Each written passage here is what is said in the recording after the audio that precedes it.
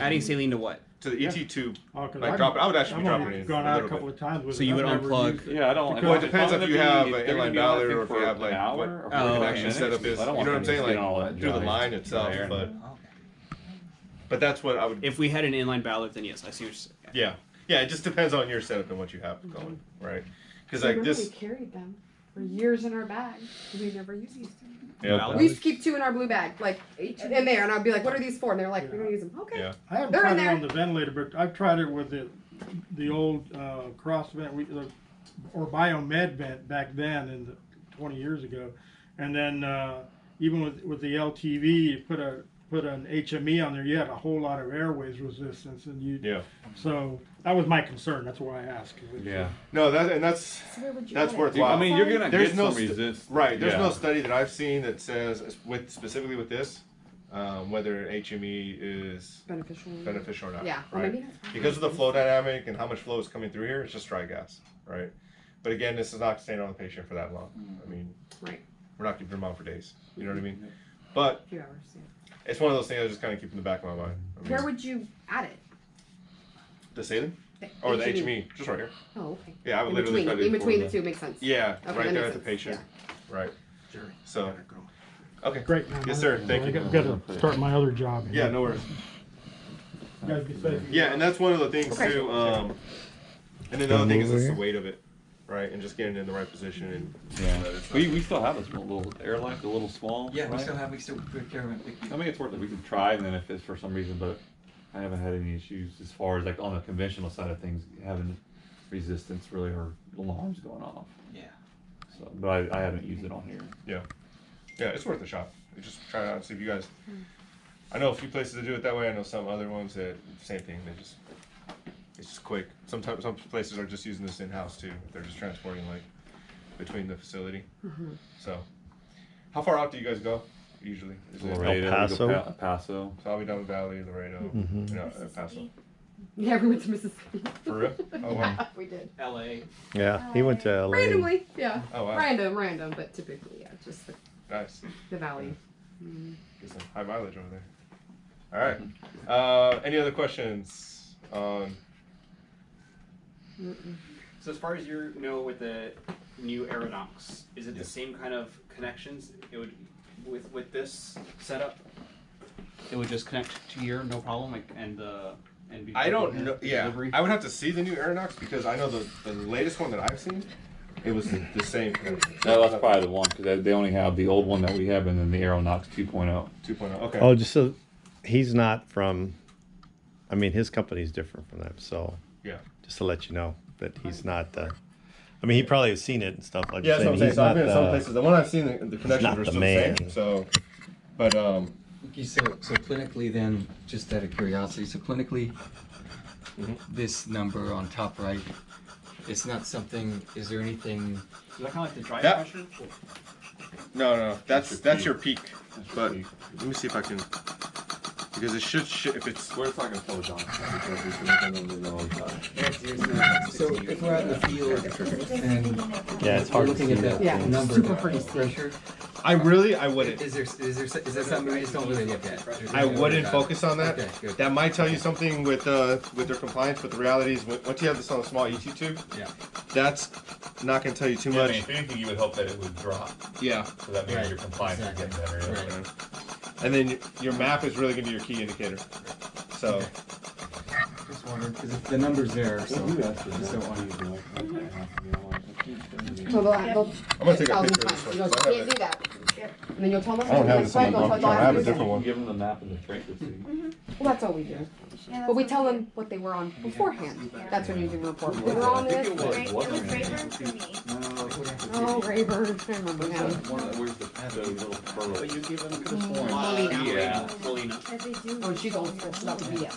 That would be a yes. She would You ask give for them the double. number as if it was converted back to like a 6 or 7, right? Not No, No, I you want don't to even turn give them. anything. No, if they actually want me like No. a 30. You don't turn anything on. Because then when they ask me about, you can show them 334. What I usually will tell them, because they forget our policies, is we were on a hertz of whatever. Well, and hertz of per- 6 while we per were our there. Per our policy, 20% we less. dropped it 20%, and now we're on a rate of And we're going to continue that policy with this one, right? I heard you say that. Yes.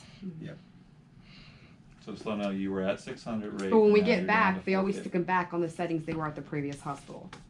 And then Because they, you're on Almost a- always. you're Just on because a ours is so effective, oscillator, that's You were why we saying drop ours typically down. For you, frequency, you were doing anything from 4 to 6 is what your the range that was working out. optimal. Yeah. Well, yeah, because once you get into the 380s, you start losing some of the Yeah. pressures and stuff like that. It's honestly very hard to keep that consistent. So Yeah. you 420, I think, up is the best range, Yeah. 420 to 500. And getting too high, then you have more opportunity for like air trapping. You'll start to lose wiggle once you get above like usually 600, 650. What increments do you guys usually move up? Is like increments of 50 at a time, or how do you guys approach when you're making your changes with your frequency? Or is it? You just Depends if I was on a hertz of 6 Like, and let's say I you- went down my 20% and my gas isn't great, we'll do a hertz of 7. Or I mean hertz of 5. We'll calculate it again Or and then we'll go we'll. back to. So every time you guys go off with it's that formula, pretty like small. it's We 5, do. 6, With 7, We 8, do. 20%. Pretty small Yes. increments. Yeah. Okay. 60 divided by Okay, so you kind of have set numbers that you guys. We do. Gotcha. For Okay. the most part. For Yeah. the most part, yeah. Yeah, really. And when it comes to this too, it's just like as long as you guys have kind of set rules with consistency, then you're good.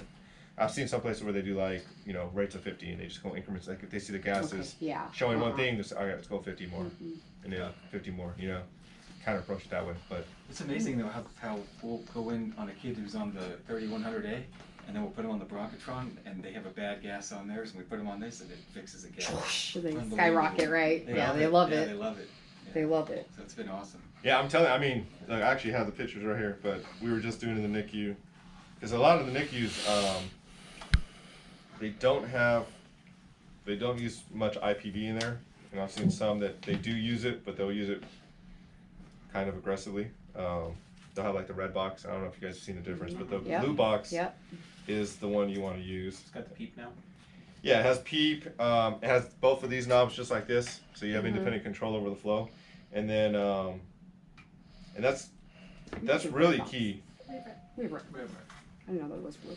Yeah, so the blue one is basically has these, and then you also, the other reason why when you get up on the higher frequencies on these, that you'll have more opportunity for air trapping is because the IU ratio is actually shifting with this.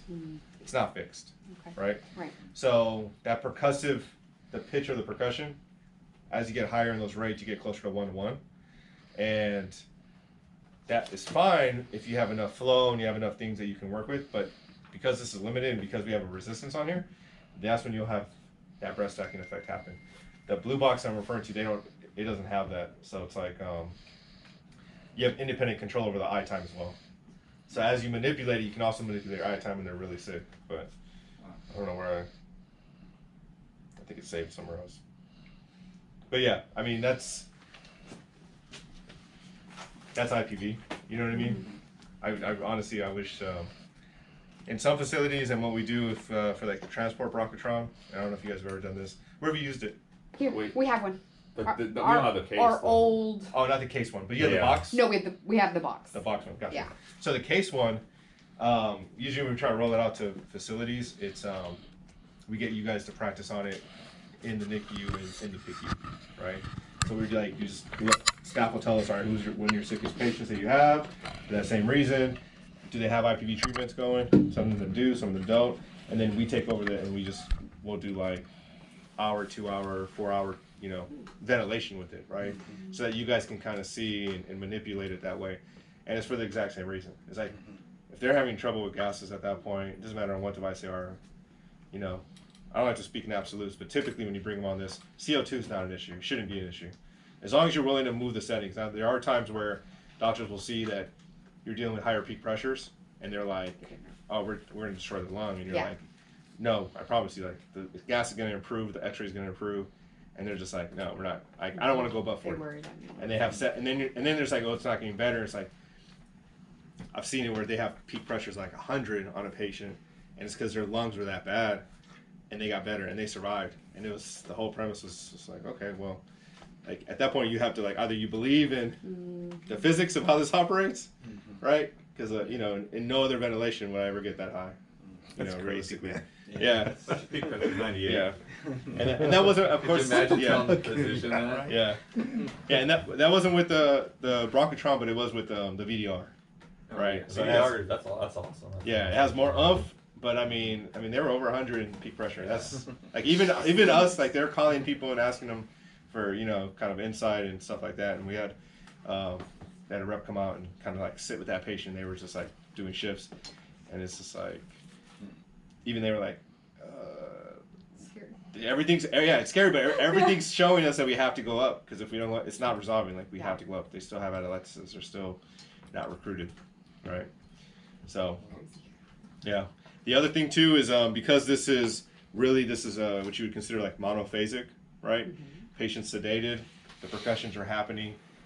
If they were able to breathe over it, they would be allowed to. It doesn't lock them out. But because they're not, one thing we have to take into account too is when we start dealing with higher amplitudes is there's no time where it drops off. It's not like bi-level with the percussions. So cardiac output. Right, in the back of our minds, pressure. Yeah, and sometimes that can be one part of the issue. It's like the pressure's okay, but then now the heart, especially if they have some kind of congenital heart defects, stuff like that, those can kind of be a little trickier, right, with the blood pressure issues. So longer transport, sometimes, you know, you can kind of see that being an issue. But cool. Cool. Is that kind of hopefully that gives you guys some new insight? If you maybe heard it a little differently, but. Charts. We don't calculate. Pull up charts. Yeah, I'll add it. Okay. Yeah, I have charts. You have it on the other ones. Yeah, Nice. I do. I'll put it on. I use that. Yeah, all I the do.